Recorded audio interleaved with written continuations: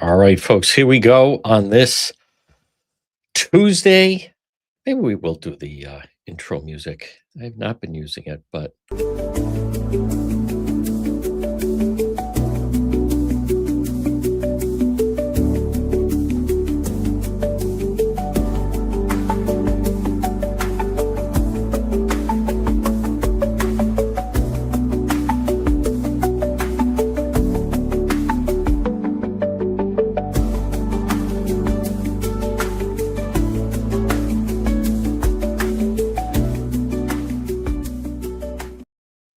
all right, folks, here we go on this Tuesday.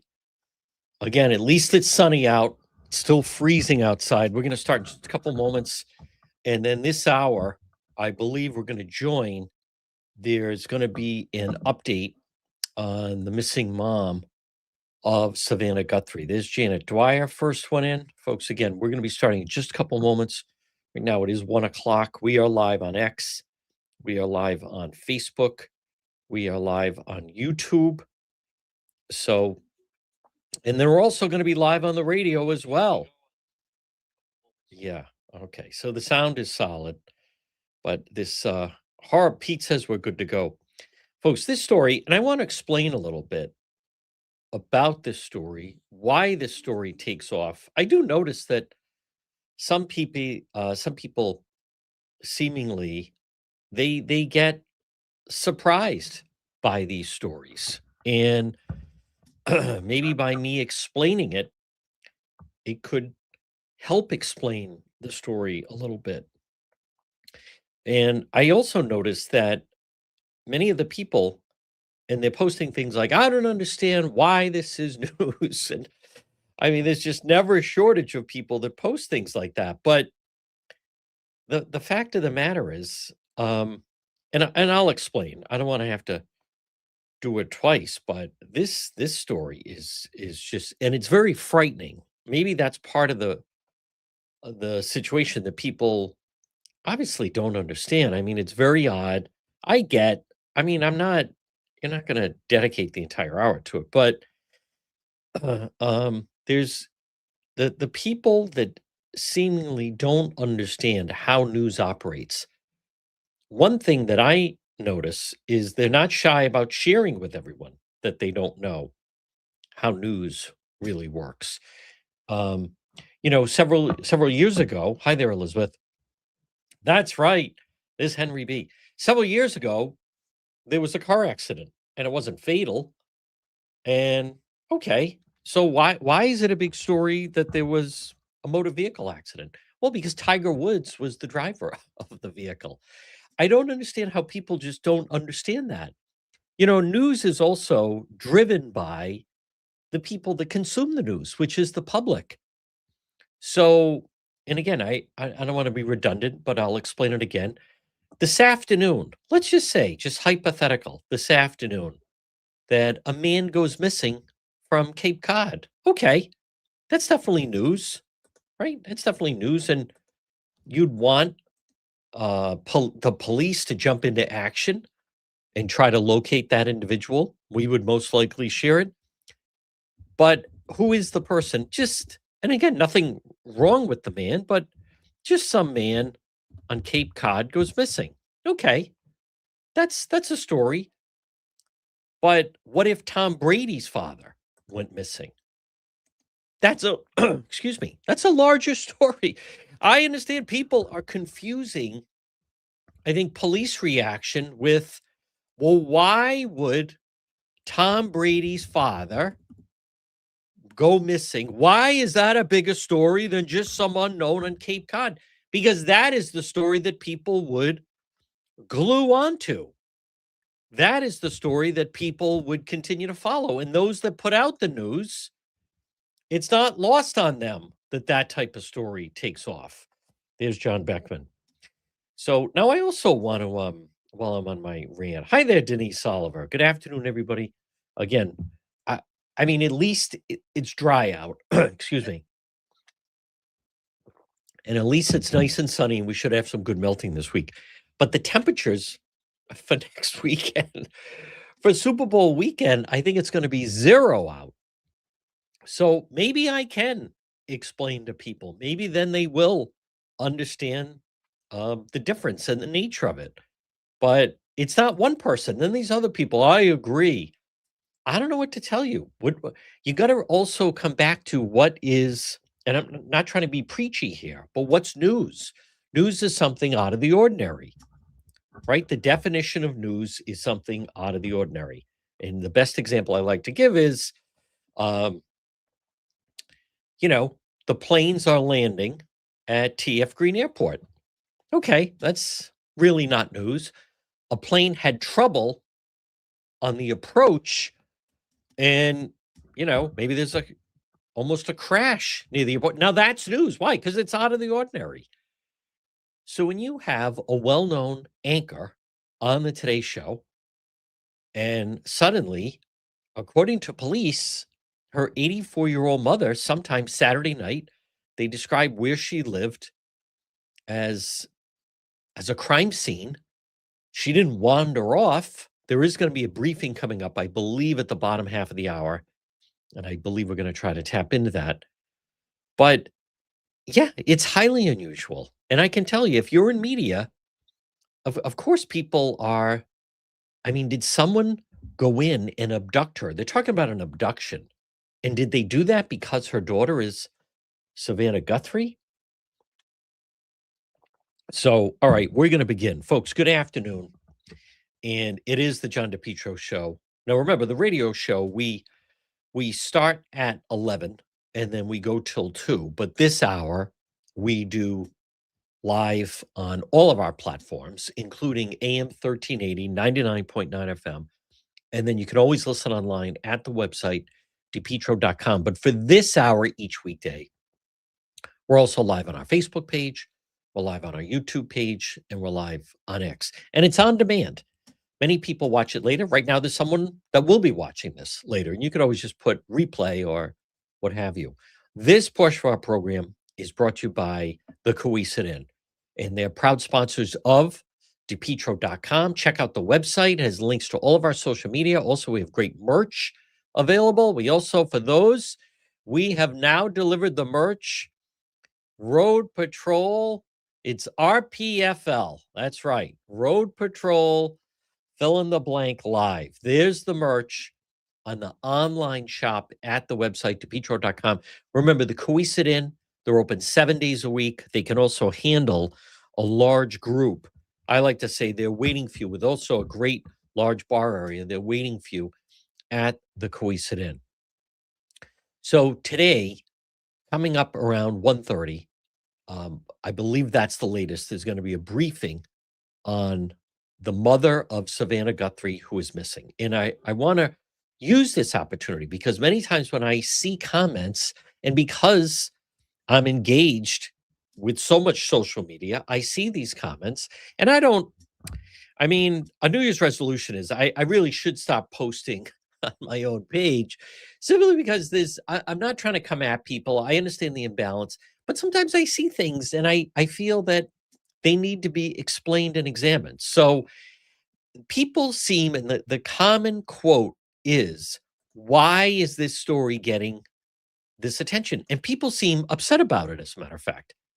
And there's some people, I don't want to call people out, but there's people saying, I don't understand. Why is this news? And let's just talk about it a little bit. Number one, it's what you need to understand is the public, everyone that consumes news drives the news.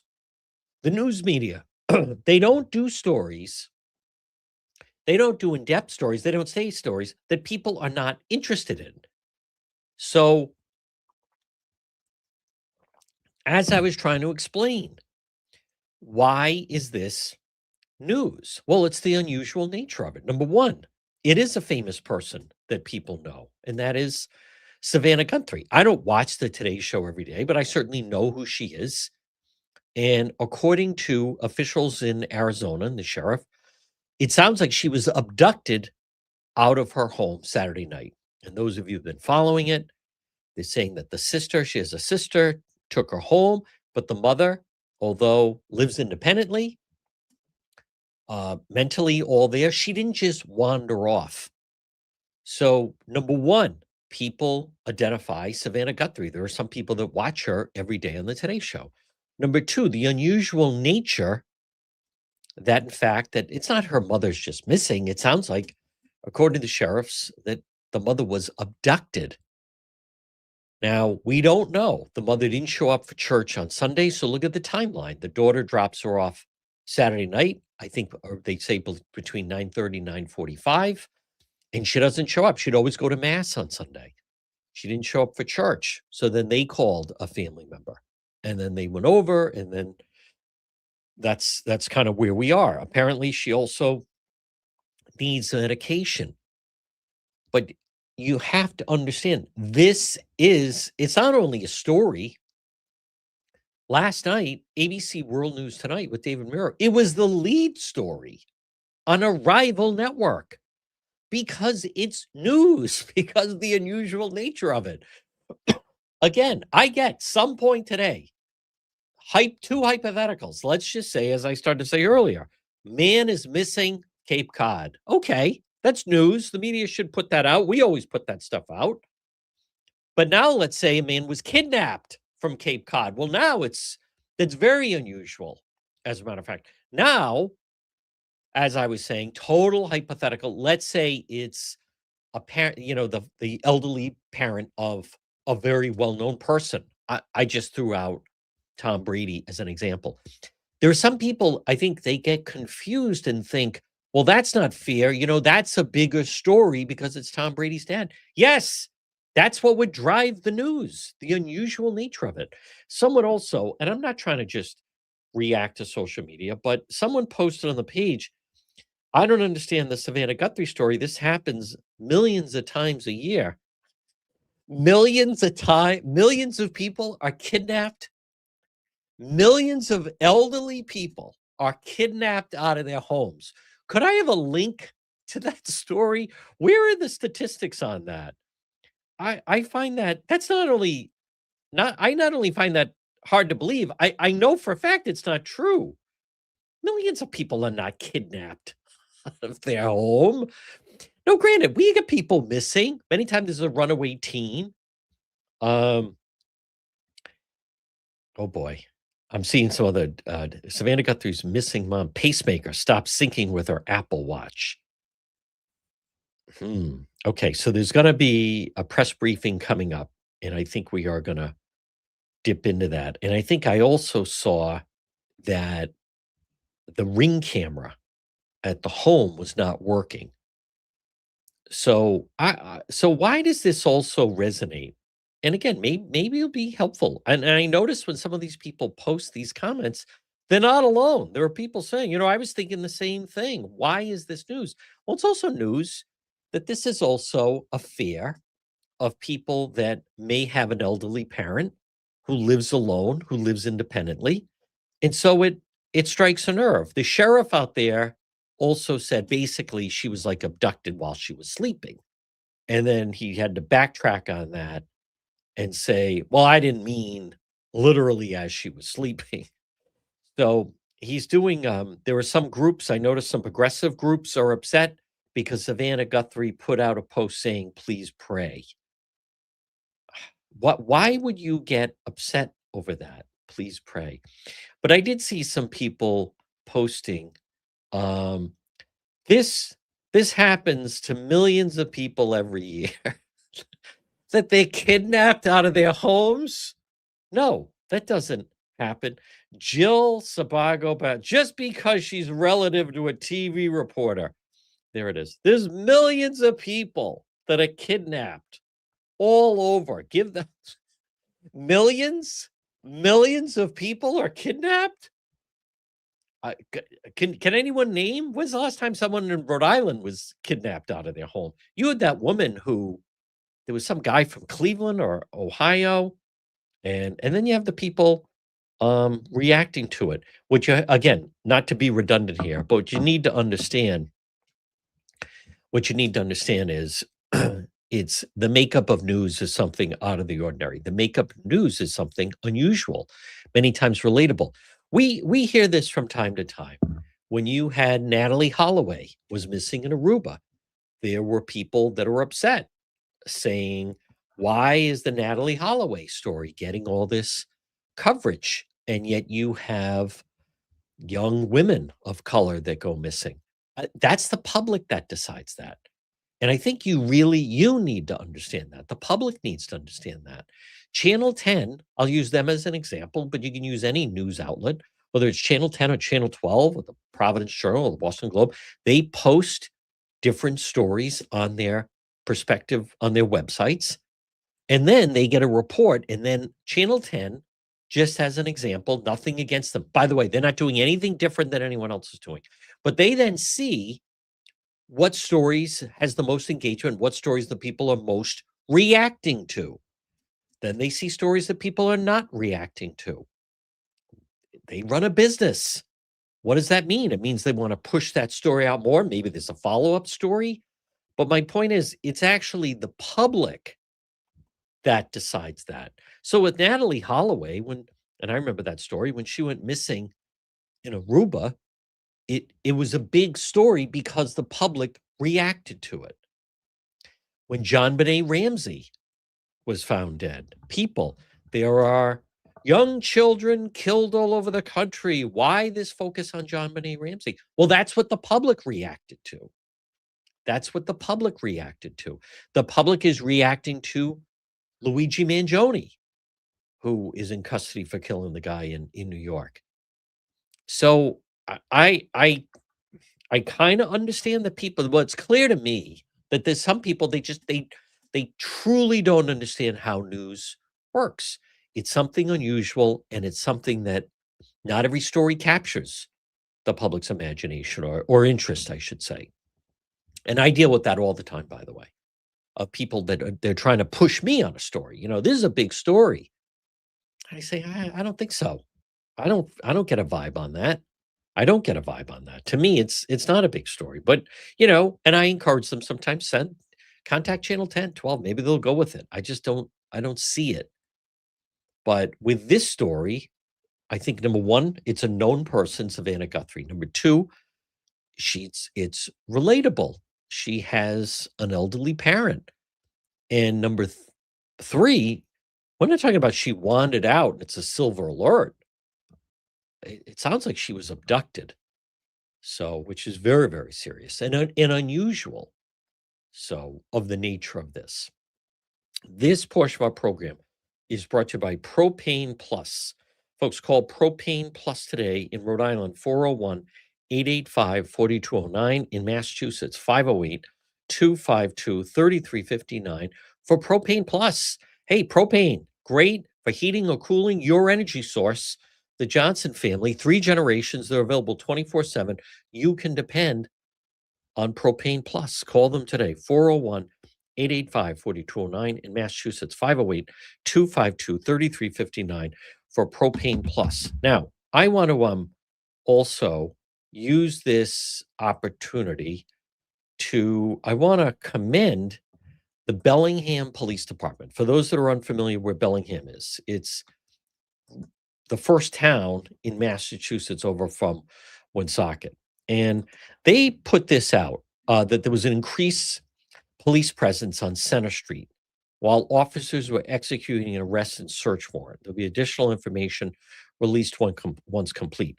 Well, what we have learned is, and great job, Bellingham Police, where there was someone phoning in bomb threats. Someone that, who knows why, some degenerate, but someone was someone is phoned in a bomb threat, and Bellingham police were able to track it down. So 911 calls reporting bomb threats, critical infrastructure locations, a hospital.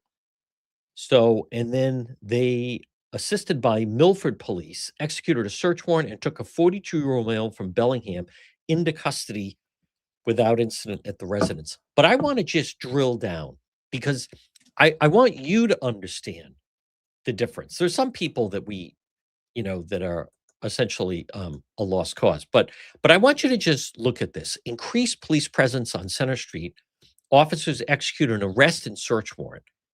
So, but let's make them, what if this were ICE? And what if this were, and I want people to understand this. So what happened? Bellingham following up someone that was phoning in bomb threats, and then they um, were able to track where it was coming from. What if when Bellingham police arrived with Milford police, what if suddenly protesters went into the area? What if suddenly there were people blowing whistles?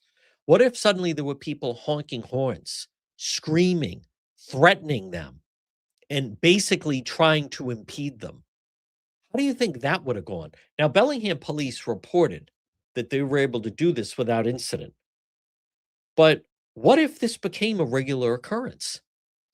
What if every time, and I want you to step back and think of who it is that the Bellingham Police Department was going after.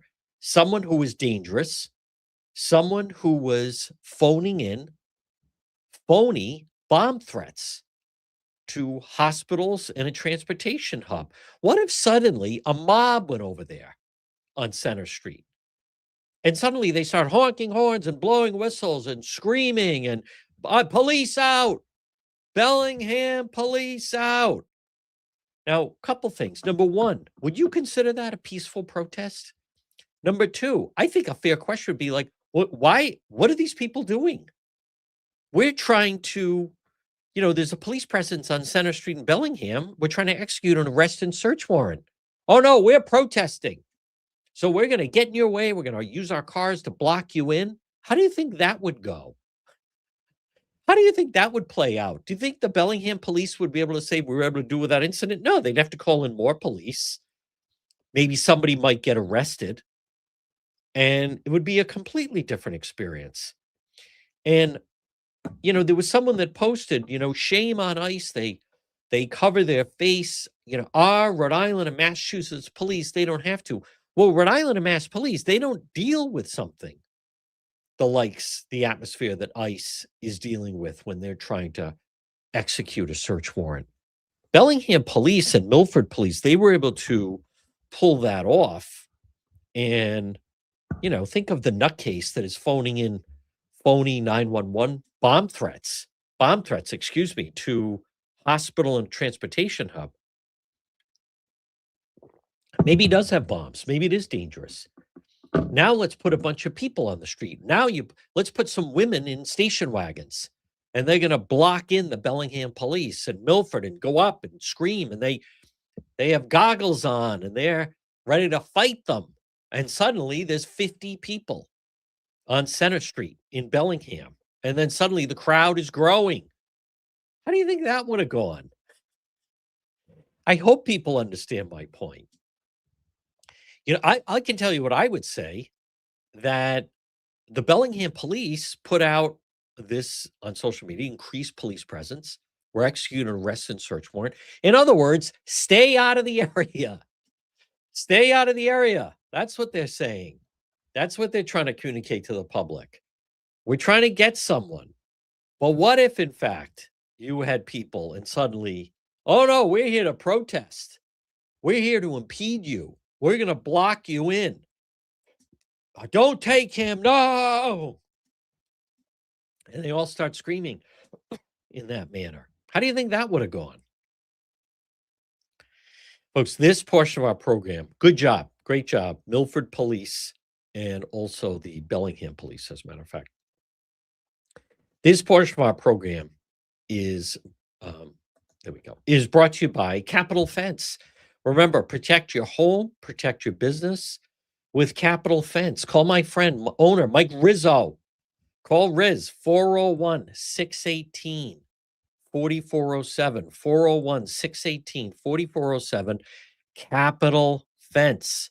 Fence or gate around your business or your property, residential or commercial, serving Rhode Island and Massachusetts. They're licensed and insured. Why not call for a free estimate? Capital Fence. Maybe you have a pet. Maybe you have people that cut through your yard. Maybe you have a child or a grandchild. Maybe you just want the peace and tranquility of being on your property undisturbed. Capital Fence. 401 618-4407. You can find them online at capitalfenceri.com. Okay, so we are standing by.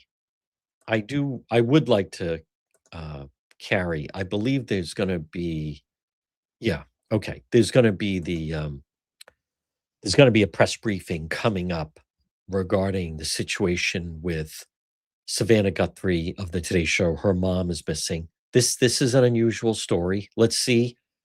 I don't know what information they're gonna have. I've been checking. I haven't seen any leak on it. I also just want to touch on. I'm so glad, and I give him credit. Greg Gutfeld responded to that Billie Eilish, the whole thing of standing up at the Grammys, and these people are just pure trash, blank ice, and that Eilish, excuse me, saying, "No one's illegal on stolen land, man." As if that's one of the most cliche things. I'm sure there's uneducated young people that have never heard that, but I've seen that bumper sticker. Um, it's really the type of one-liners tossed out by the uneducated crowd. I like how Greg Gutfeld said, "How can it be stolen land if there's no borders?" I mean, it's just preposterous. And as I've called out, I want to be very clear. Someone, you criticize and saying this to me, you criticizing Lieutenant Governor Sabina Matos, it's racist. That is ludicrous. Just because and her quote of the Trump administration is murdering protesters. That's the lieutenant governor of the state, the number 2 person handpicked by Rhode Island Governor Dan McKay to be his lieutenant governor. The Trump administration is murdering protesters and demonizing immigrants like me. I have a problem with whoever would say that. And specifically you're the lieutenant governor. You are the lieutenant governor of the state. And we can talk about that the limited power that she has. And I'm aware of that. But the notion to put out, see, I think it's dangerous for her to put out, the Trump administration are murdering protesters, as much as we might dismiss her as a clown. That she's the lieutenant governor. You have a greater responsibility. They weren't protesters. That guy wasn't a protester. As I was trying to illustrate, that's people that were showing up in a mob because they heard that ICE was going to take someone into custody and deport some, or just take someone into custody. That's what that was. So to be very clear, it's when she is saying these things, and I'm talking about the lieutenant governor, to me, it's about the person, the individual that holds the office who is spouting this out. It has, I mean, it has very little to do with her other than she's the one saying it. And to me, it has a lot more to do with the position that she holds and the position of being the lieutenant governor. Now, the same thing with Rhode Island Governor Dan McGreed. When McKee, when he goes on television and misrepresents and essentially, the way he tries to explain that he's actually helping the state and making energy more affordable, that none of that is true. I mean, Rhode Island has some of the highest energy costs in the entire country. And you can't just it's not that's you can't say that, well, that's the way God wants it. Those are policies that the state house, specifically the McKee administration, the direction that they have moved the state into. And I also think it's a fair question to ask with all, how cold it is. From what I understand, those offshore windmills, they could be frozen and not even, going, not even propelling. Those offshore wind farms that Governor McKee, and the only reason they want it is because they strong armed the companies to force them to take in the unions as their workers. That's the only reason they want them. It 50% of the time they don't even work. It's the most expensive form of energy that there is. And John Laughlin, I mentioned this. He's running for lieutenant governor. He mentioned that, if you're a business owner, one of the things you have to look at is what is the cost of doing business in Rhode Island.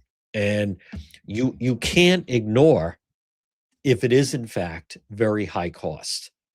And that is the direction that McKee has gone down. He didn't have to. He could have pivoted. He's been the governor long enough. He could have pivoted into a different source of energy, but Rhode Island Governor Dan McKee, he chose not to do that. So, but the element that somehow that offshore wind, is if well, that's the most expensive form of energy.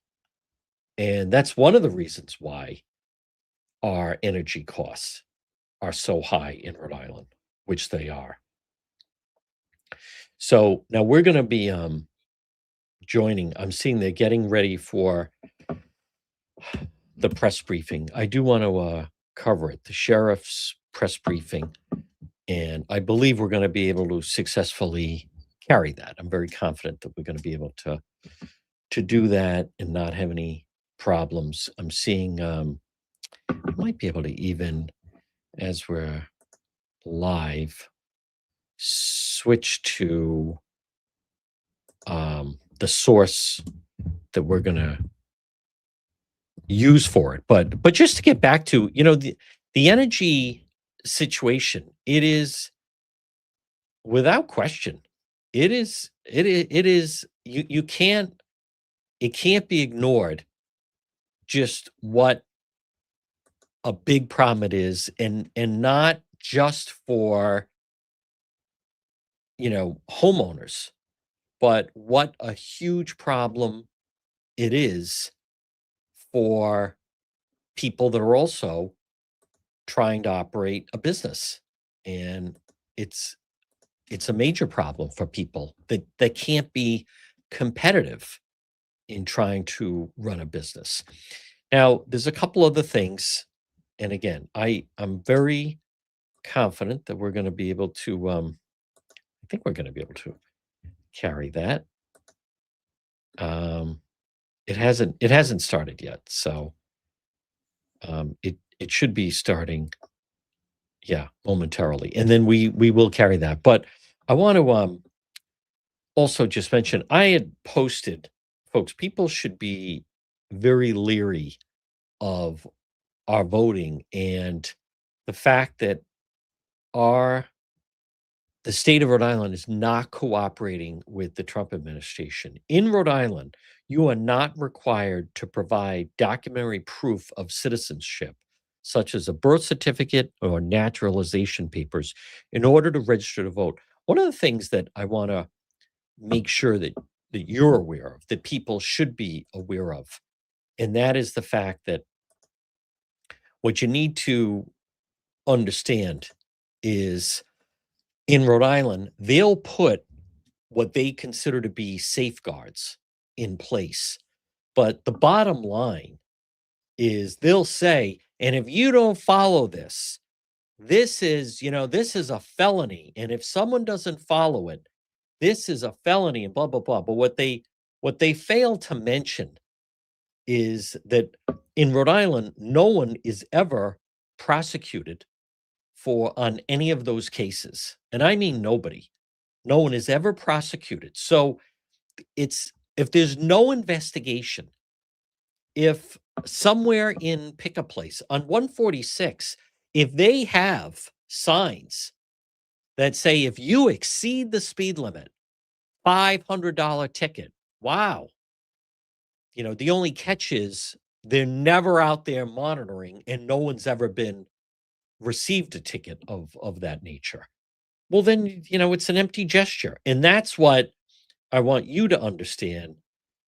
I believe that it is It's just an empty gesture that the state operates on. There's no one they don't enforce it. This business, I mean, think how ridiculous that is.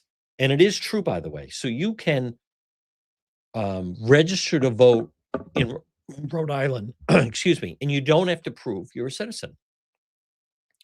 What is that? Another thing, another aspect of this that I should mention that doesn't get enough play, and that is that an X is considered and accepted as a signature.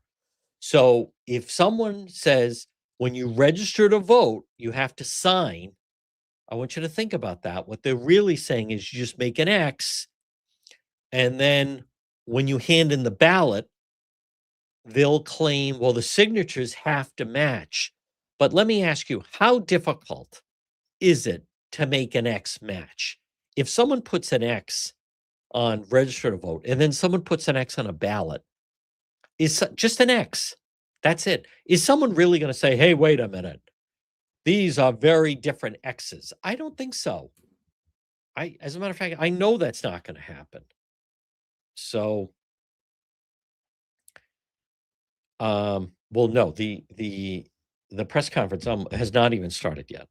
The press conference has not even started yet. I'm watching a a feed of it. So that's no offense, Janet, but that's not accurate.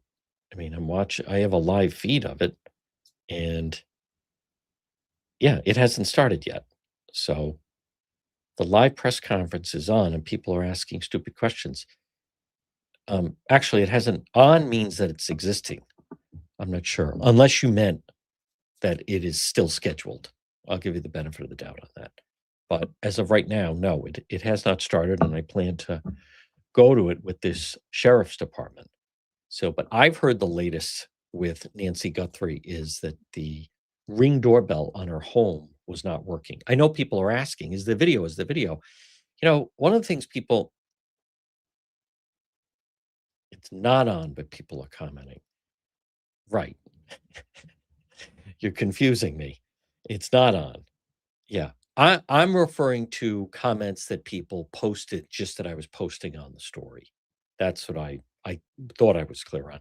Folks, this portion of our program, it's brought to you by ServPro of Providence. Now remember, if you have a disaster, if suddenly, and there's a lot of it going on, I'm seeing in the news that pipes are bursting, people are having a lot of problems. ServPro of Providence, fast, thorough, professional.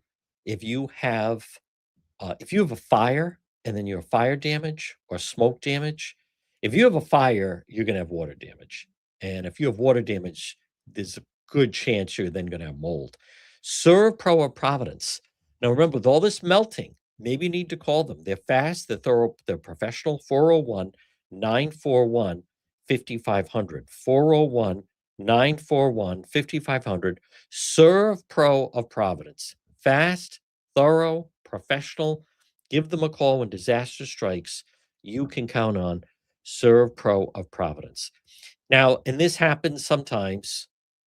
The sheriffs say we're going to have a press briefing at a certain time. This time it was 1:30 Eastern.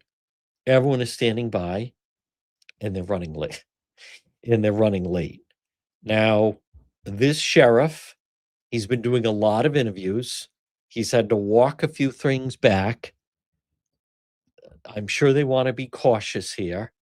I don't know how many times or how often they deal with something of this nature, but let's see if between now and 2 o'clock that they're going to have this briefing. But that's the latest that I had seen was, and people always assume, well, there must be, but not everyone has video. And there's several things about this. I saw Paul Morrow made a great comment on Fox News yesterday, and that is, if you have an elderly parent, do you know their passcode to get into their phone? Because they found her phone. Her phone was found in the residence, but then they couldn't open it because then they don't have the passcode. So the reason I say this, and I want to be very clear, this isn't to blame Savannah Guthrie. So if you have, her mom was 84, living alone. Couple things about this. Number one, apparently the Ring camera was not working. If you have a parent who's living elderly and living on their own, number one, make sure their Ring camera is working. Number two, make sure you know the passcode to get into their phone. Many times when stories like this hit and happen, it can be an opportunity for people to this is a wake-up call. And I think what is also so relatable about this is this is something that a lot of people have to deal with is they have parents, maybe it's your mom or your dad, or maybe it's the two of them, but they're living on their own and you worry about them.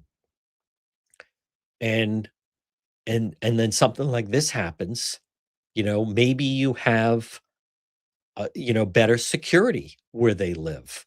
Now, no one spoke to that morning, and I'm just gonna throw this out. I had 2 older aunts, they used to talk twice a day. They both lived on their own. One lived in Warwick, one lived in Providence. They would talk each morning at whatever time, and then they would talk each afternoon. So, maybe the Savannah Guthrie, family, they found out because people at church noticed she wasn't there. So if you're listening or watching, maybe this is something to implement with your parents. Maybe you do talk to them every morning. Every morning at 8 o'clock, even if it's just for 5 minutes. A friend of mine, my friend Mike, he used to go over every day and check on his dad. Um, Not everyone can do that, but or a quick text. It's even easier today with texting. Every morning, text me when you wake up and then text me when you're going to sleep. And you just get in the routine of that.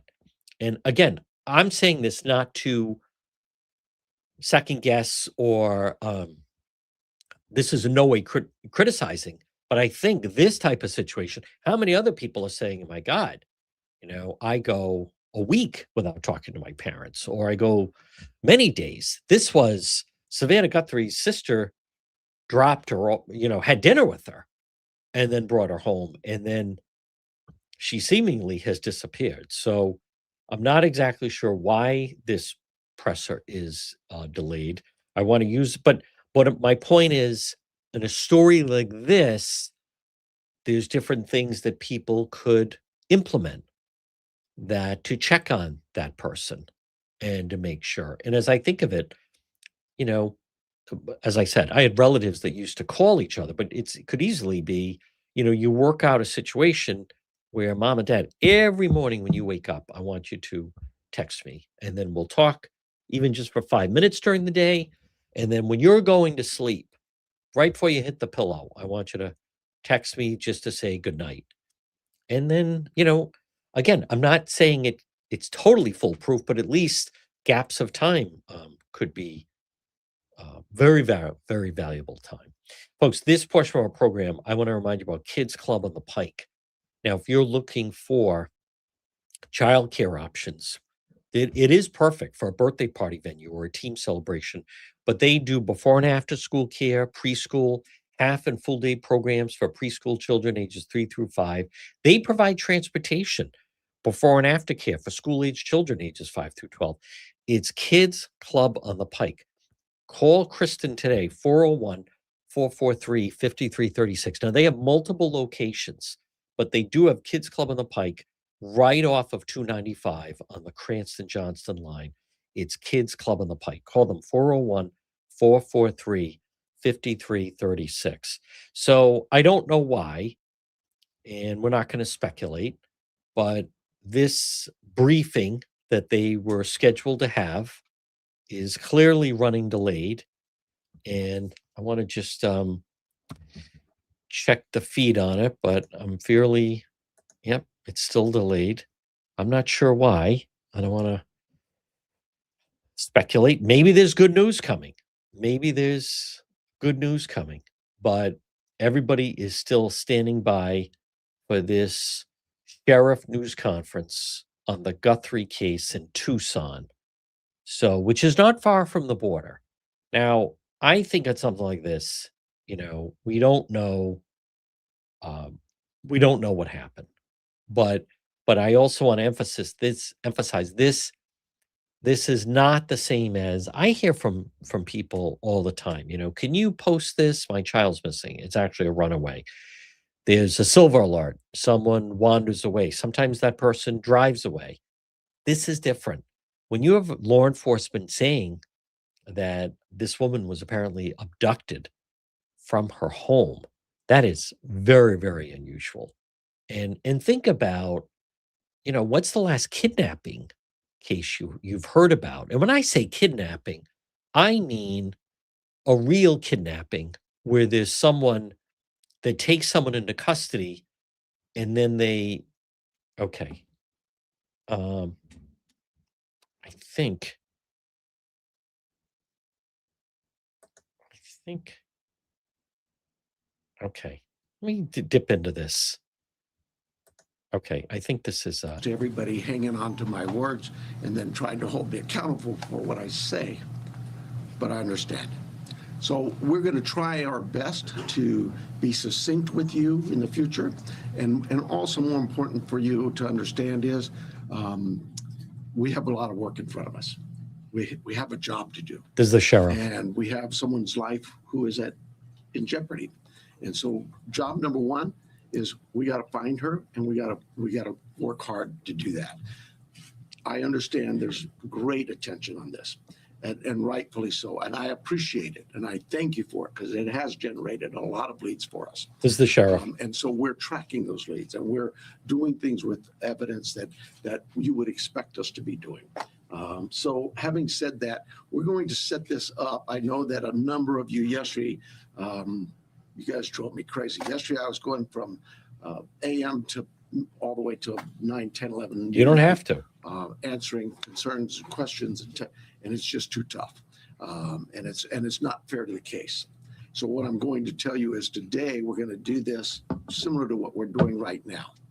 Here we'll take questions. It's not really my briefing, it's your briefing. You'll be able to ask us some questions. We'll probably shut you off after a while because I just can't be here all day. We have work to do. But we'll take some questions, and then in a couple of days, unless something breaks, we'll do this every couple of days. So, and we'll set up with you through our PIO teams to give you anything that comes up that might change, but clearly that will notify you on these, what I call media briefings. So with that, I'm going to ask John to come up. If you've got a statement to say, John, and then we'll take some questions and we'll get back to work.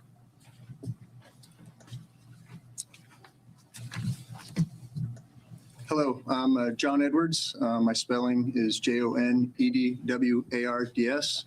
I'm the Assistant Special Agent in charge of the FBI's office here in Tucson. First, we want the community to know that the FBI is doing everything in our power to bring Nancy Guthrie home to her family. The FBI is working alongside the Pima County Sheriff's Department on this incident. In terms of what the FBI is doing, we are providing the following support. Primarily, it's analytical and technical support in the following ways. We're downloading and analyzing cell phones, obtaining cell tower information, conducting interviews, and providing any and all investigative support that the Sheriff's Department needs. We're looking at this from every angle, but we need your help.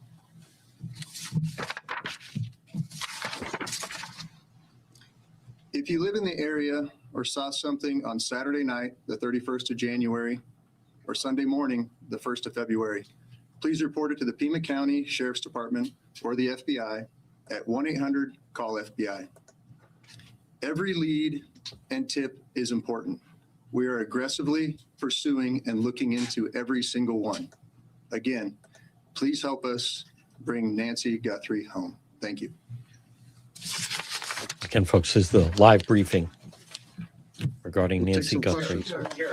Sheriff, is there any indication so far as to whether this was a random abduction or targeted? It's like I said earlier, we're looking at all the leads, and we don't know. We're going to assume both sides of that. We'll look at both sides of that. Sheriff, can I elaborate, Sheriff? What idea what Nancy Guthrie was wearing or the type of car that she might have left from, or any identifiable information that the public could use to help with those tips? We do not. Sheriff. Sheriff, do you believe that one or more than one person was involved in the kidnapping? I just no clue. It could have been one. It could have been more. I don't know. Is there any indication that Nancy Guthrie is still alive? We know the medication played a critical role here. It's been 48 hours. She needs it every single day. Are you looking for someone that is still alive? We hope we are. We hope we are. Sheriff, Sheriff said earlier that you don't believe there's a wider threat to the public. If you're not sure if it's targeted, why do you believe there's no wider threat to the public? Well, we have crime in Tucson all the time, right? Like any city. And so there, when you say a threat to the public, is there somebody out there who's kidnapping elderly people in the middle of the night every night? We've not heard that. We don't believe that's the case. We do believe that Nancy was taken from her home against her will, and that's where we're at. Sheriff, when you reference violence at the site, can you elaborate on that? And also, was there a sign of forced entry, any valuables taken, any bank or ATM cards used after her disappearance? We're not getting into that. What I'd tell you is, like any crime scene, we processed this crime scene. We gathered all the evidence we could, to include looking for what? Fingerprints, DNA, camera images, everything you can imagine. And we gathered that out. Those things have been submitted forward to labs, to technological companies to help us. And we're like you. We're waiting for those returns to come back. Did you find DNA that did not belong in that house? The window of time from when she was last seen to when she was reported missing, and I know you guys are asking for help from the public, is there any way to narrow down what time you might be helpful? I know there was a report about a pacemaker dinging like around 2 o'clock in the morning. Is there any way to indicate to people, hey, look around 1 a.m. or 2 a.m. to help them identify what they find out? You know, I really don't want to get into narrowing down the time, because narrowing it down means we could miss some tips and leads. We're working on with the data we've submitted for investigative analysis. We're working to see if that time can be tightened up. But for now, we're going with what we told you earlier. She was dropped off at 9:30 and she was found to be missing at about 11 o'clock Sunday morning. Sheriff, Let me get this report. DNA of anyone else found in the house? We've submitted all kinds of samples for DNA, and we've gotten some back, but nothing to indicate any suspects. anybody strange in the neighborhood? I know you're looking at video, different surveillance camera, anything that we should be looking at, different cars? I have nothing in that regard. And Have Sheriff, any release that demands surveillance video. Any been plans made? Have any demands been made by kidnappers? We have all kinds of investigative leads we're working on. Sheriff, We noticed that the camera on the front of the house is missing. Do you believe the perpetrator purposely took the camera? Don't know that. We're Wow. looking into that as well. Yes. Wow. It's been fully processed now. We saw deputies leave around 6 o'clock last night. We didn't see tape go up. You know, an Amazon driver was able to walk right up to the door. Is that pretty standard for how you handle this? The scene is done. We're done with the residents. If we need to go back to get, maybe we want to do something with some other piece of evidence there, we contact the family and let them know. But we've turned that over to the family. I don't have the time, but it was sometime yesterday, I Have believe. you uncovered any tire tracks or any No, ma'am. footprints around the house? No. Was there any Sheriff. kind of? Could you please take us through the timeline that you've established of the events so far and Again, long press 9:45, conference. 9:30, 9:45, we were told she was left at her home by the family. At 11 o'clock in the morning, the family got notice from somebody at church that she was not at church. They went to the home, found her to be missing. That's the timeline. From Saturday night, 9:45, we'll say, to Sunday morning, 11 o'clock. Have you Let been, me get somebody back here, please. Have you interviewed the people that reported her missing, the people from the? That's the family. Oh, from the church as well. We're doing all kinds of interviews. Yes, I'm sure we have. have you been able to access the footage from the cameras at the house? That's all been submitted, and we're doing our best with those companies who own those cameras or built those cameras. Are there any plans to release those videos from the cameras, from the surveillance? Are there any plans to release the video from the cameras, surveillance footage? We don't even have them yet, so no, not at this time. This is an active investigation. Sheriff, report of a suspicious man a few doors down last week. Is that anything that you guys are aware of? I'm not aware of it. My detectives may be. There's a lot of detective work being done, and I just can't get into those weeds or even discuss with you what they may not have learned. For Yes, ma'am. Support from the board yesterday. Are there specific resources that maybe the board has not granted, that would have made a difference responding to this case. Well, you know, that's getting into my own local politics. I apologize. Yes, the board a few weeks ago denied a request for more cameras, more drones, more AI capabilities with our own body worn cameras, all those things. You know, you'd have to talk to the board. I'm not, probably not the right time to go into this. Sheriff, Let me get somebody else here. Sheriff, Yes. Sheriff, she's still in this area. Do we believe? Believe she's still in this area, or is there somewhere else? We don't know where she is. So we be like any investigation. Just start from the point of where we last saw her, and we work out. And we are working as far out as we can go. Sheriff, Sheriff, were there evidence of forced entry at the house, like any broken windows? Good or question. Does it seem like people just went in and out? There are concerns at the house that concerned us from the early on part of this investigation, and that's all I will tell you. Yes, ma'am. Sure, is there any history with Nancy needing police at her place or concerns where she was worried about somebody following or? You know, our investigative team has looked into all of those things, and that has not been brought to my attention. So she may have had something like that, but I'm not aware of it. What is the extent of collaboration with the federal government? Obviously, FBI is here, CBP, are there other agencies also involved? CBP's role in this was in our search and rescue mission, where we constantly use them. They have great dogs too. Our dogs aren't tracking dogs for this. Theirs are. And so they came out and did that. Anybody else, though, that we've asked for help from, whether it's the FBI, I know if we needed help from CBP or DEA or ATF, they would gladly give it. I've heard from leadership from all sorts of agencies, not just at the federal level, but across the state. Every one of them saying, Sheriff, you need anything, we're here. Sure. So you obviously said investigators, when they got on scene, they found suspicious circumstances. When the family called originally to report her missing, did they say anything about the state of the home? I don't know that. I don't know. Just Hang on, let me make sure I'm getting some different people here. Yes, ma'am. Yeah, so there was blood that was found inside the house and you're testing it for DNA. How much blood and where was it? I'm not saying there's blood inside that house or outside that house. What I'm saying is our team processed a scene like you would think of any crime scene. We go in and we process it. We look for things like that: blood, DNA, any kind of physical evidence, fingerprints, anything. And all of that is gathered and submitted to a lab. That lab will report back to us what they find. So far, what we found from that lab is nothing that would tell us this is who did this. We'll take a couple more questions and then the sheriff's got to go. Sheriff, can you walk through the evidence that was found at the scene in as much detail as possible? No, I cannot. What is the bottleneck to the surveillance footage? I know you said some of it is in the cloud, but you've also been reached out to tech companies that are saying they're cooperating. Why do not have the surveillance footage on media?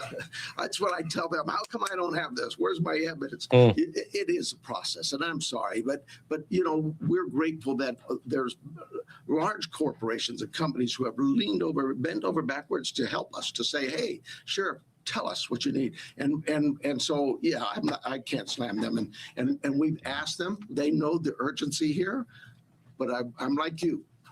What do you mean I don't know that now? Yeah, it's tough. Folks, again, this is a briefing on the Savannah Guthrie missing mom. You were asked if there was any ransom, and you didn't say no. You said we're following all leads. Does that mean a ransom has come in? We're following all leads we have. That's all I can tell you. We've got hundreds of leads, and it's from you that produce those leads by telling people we need help, and I'm grateful for that. But I'm not going to get into all that. We have a team designated to deal with all of our leads. They're looking into all of that. We are sharing all of our leads with the FBI. They are helping us in evaluating those leads, how good they are, where that priority should be. And so we're just, look, I know you guys are doing your job, and you're doing a great job. But we have a job to do too. And I really need to back away from this for a while, and we'll see you, unless something breaks, we'll see you Thursday morning. PIO will give you a time frame, I'm guessing somewhere around 11:30. Thank you. I need your emails if you are not. All right.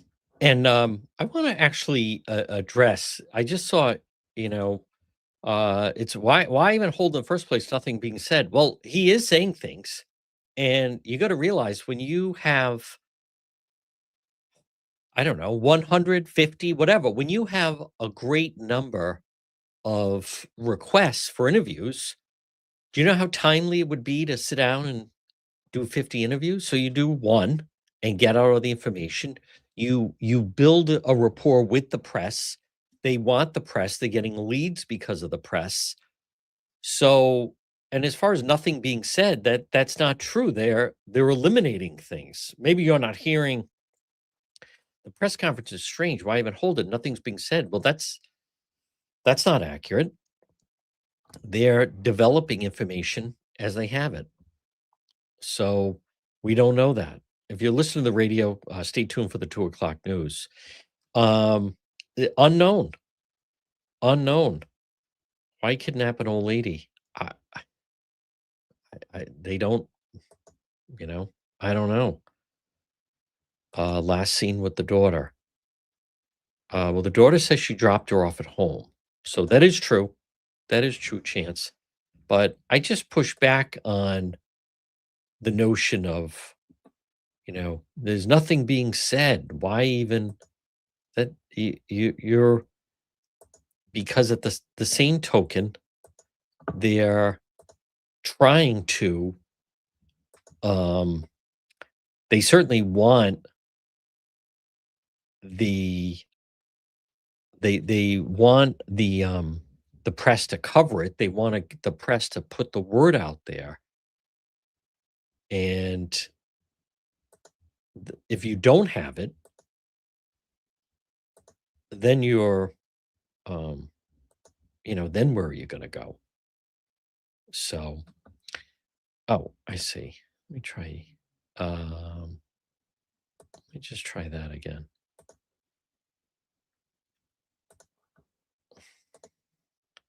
I, I agree. I understand. There's certainly people that want a lot more info. Okay. And they clearly, I think they don't have it. They want more The info. sheriff of Pima County, Arizona, there briefing reporters for about 14 minutes or so, giving us the latest on the investigation Correct. into the abduction of 84-year-old Nancy Guthrie, of course, mother of our friend and colleague here at NBC News, Savannah Guthrie, reiterating there, the sheriff, that we don't know where she is. He's repeated that. Please help us bring Nancy Guthrie home. When asked whether she was targeted or taken at random, he said, "We do not know. We're going to look at both sides here." Also noteworthy that the FBI involved in the investigation now. John Edwards, the assistant special agent in charge of Tucson there, the Tucson Bureau of the FBI. We heard from him briefly at the beginning of that. The sheriff also pointing out that the scene has been fully processed.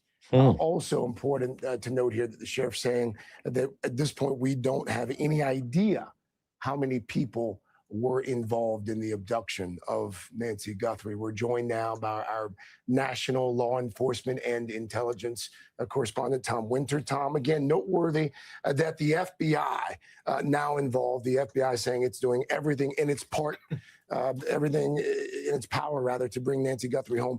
What does the FBI's involvement look like? What does that mean for the investigation moving forward? Yeah, sure. So the FBI's involvement here, they're involved on the technical side.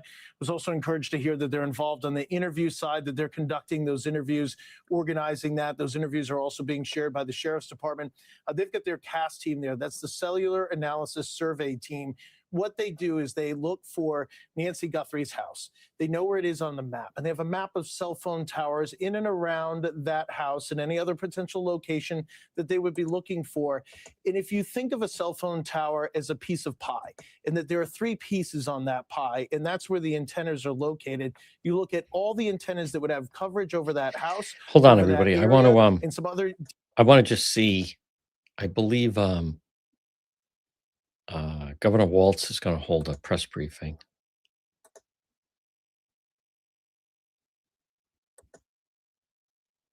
Hold on.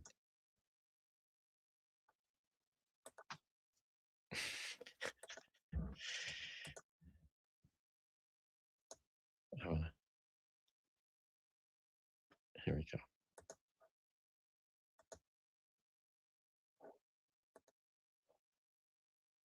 But I also ask, I believe we all agree that we do not want school children terrorized, families afraid, or our staff prevented from attending and working in our schools. This because crew. of sheer and present Wow. Right now, students are afraid to come to school. Parents are afraid to drop That's them right. off. Staff are coming to work wondering, Trish is today will be exactly the right. day that something happens in one of our buildings. We are seeing attendance impacts. Families are choosing virtual learning not because it's best for their child, but because fear has taken over. And this fear is not Gee, I wonder who's frightening everybody.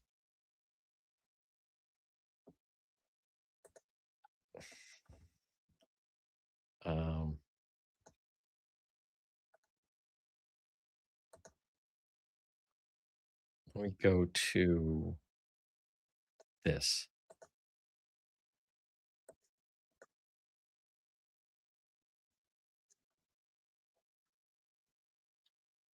So if they were going to look and say you and I were neighbors, they would say, well, Tom's cell phone's generally always there, and Craig's cell phone's generally always there, and it's at night when they're not at work.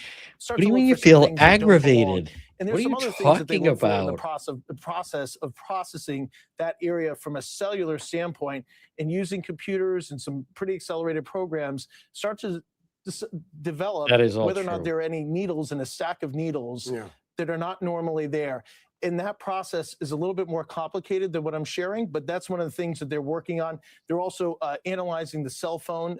And so I'm encouraged to hear that they're analyzing Nancy Guthrie's cell phone. It sounds like what they would be doing here, potentially any other individuals that they would want to interview. So that's going on. I was surprised to hear from the sheriff that they have not been able to look at the surveillance, suggesting the surveillance video from Nancy Guthrie's home. And then presumably, according to his own statements, that information is backed up on the cloud. And so that's something that they would serve a subpoena to any one of the companies that would have that service. That would be an exigent circumstance at this point, meaning that they can ask for that information and not have to wait for a certain period of time. So I'm curious about that. There was a question asked during the press conference that I've been wondering about, which is the idea of any sort of tire tracks. Yeah. Given where the home is located, the fact that there's some vegetation, some brush, and that earlier the sheriff said, hey, we don't see any sign of any cars or any automobiles from any of the other cameras from the homes surrounding Nancy Guthrie's home. It was curious to hear that and wondering whether or not there'd be an ATV or any sort of other type of vehicle that could have been behind the home for anybody that was involved in this abduction. Taking a step back, the sheriff saying, we don't know where she is. I think if you're the Guthries, if you're me, if you're anybody else, their primary concern, I think at this point, Craig, is whoever has her, whoever was involved in this, whoever has knowledge of this crime, and there are definitely people that I'm sure do. Absolutely. Look, they're not going to ask any questions. I can imagine they're going to ask any questions. I wouldn't ask any questions.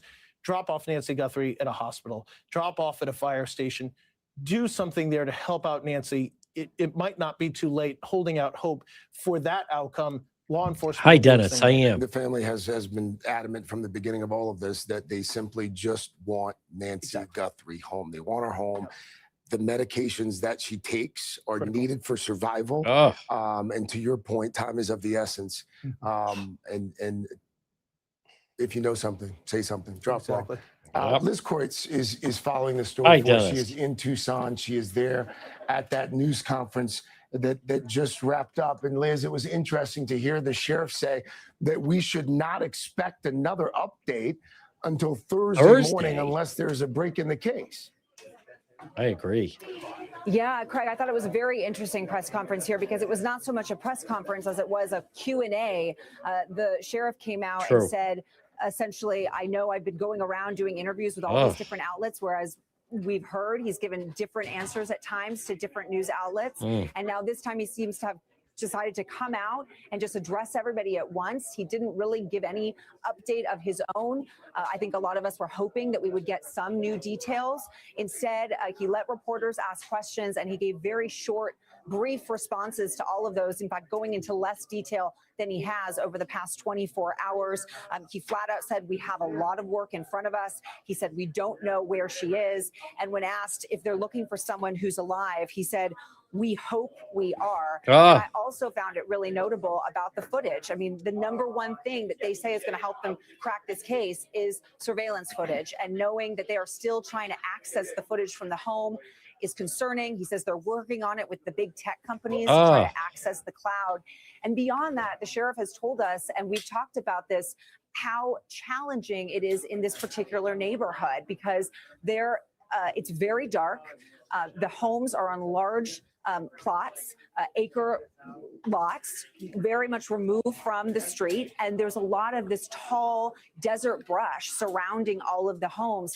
All of that, when you drive around, making it clear that it would become very difficult to find any kind of security footage that might be able to have seen something on the street. Wow. Liz Court's Force there in Tucson at the scene of that news conference that just wrapped up. Liz, thank you so much again. All right. Again, folks, we're going to continue to follow this terrible, terrible story, though. Next press conference would be Thursday. All right, everybody. Let's see if anything develops locally. And thank you for tuning in. Stay warm on this Tuesday.